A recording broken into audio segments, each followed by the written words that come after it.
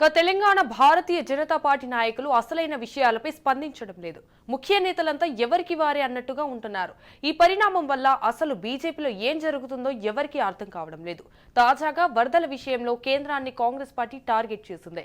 అవసరమైన హెలికాప్టర్లు, పవర్ బోట్లు, ఎన్డీఆర్ఎఫ్ సిబ్బందిని పంపించడం లేదని ప్రజల్ని గాలికి వదిలేశారన్న ఆరోపణలు ఎదుర్కొంటున్నారు. వీటిని తెలంగాణ బీజేపీ నేతలు కూడా తిప్పికొట్టలేకపోతున్నారు.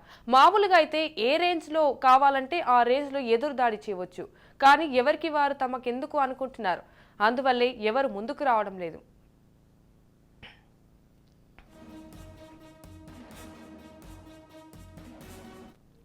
ఖమ్మంకు ఆ స్థాయి వరద వస్తుందని ప్రభుత్వం ఊహించలేకపోయింది. బుడమేరు విజయవాడను ముంచింది కాబట్టే ఆ నీరు ఖమ్మం వైపు వస్తుందని అంచనా వేయలేకపోయారు. చివరికి మున్నేరు పెద్ద ముప్పు తెచ్చిపెట్టింది.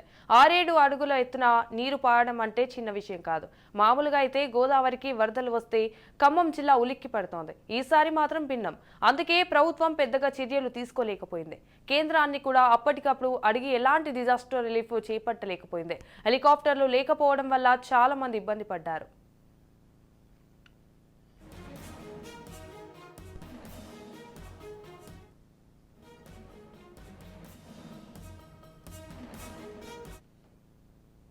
ప్రభుత్వం విమర్శలు ఎదుర్కోవాల్సి వచ్చింది. తర్వాత రోజే రేవంత్ రెడ్డి ఖమ్మం పర్యటనకు వెళ్లినప్పటికీ ప్రభుత్వం పెద్దగా ఏమి చేయలేదన్న అభిప్రాయం ప్రజల్లో ఏర్పడింది.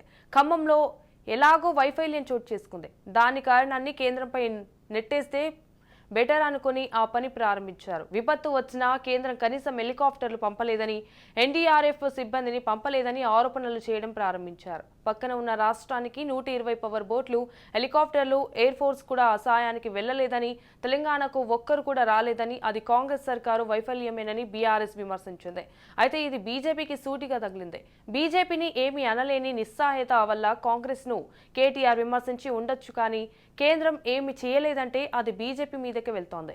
తమపై వస్తున్న విమర్శలకు బీజేపీ కౌంటర్ చేయలేకపోతోంది. దీనికి కారణం సమాధానం లేకపోవడం కాదు, నేతలు పెద్దగా పట్టించుకోకపోవడమే. తెలంగాణ బీజేపీలో ఏం జరుగుతుందో ఎవరికి తెలియదు. ఒక్క లీడర్ కూడా బాధ్యత తీసుకోవడం లేదు. ఫలితంగా బీజేపీపై వచ్చిన విమర్శలు మరకలుగానే పడిపోతున్నాయి. అయితే ఎవరికి వారు సొంత ఏజెండా ప్రకారం స్పందించాల్సి వచ్చినప్పుడు స్పందిస్తున్నారు.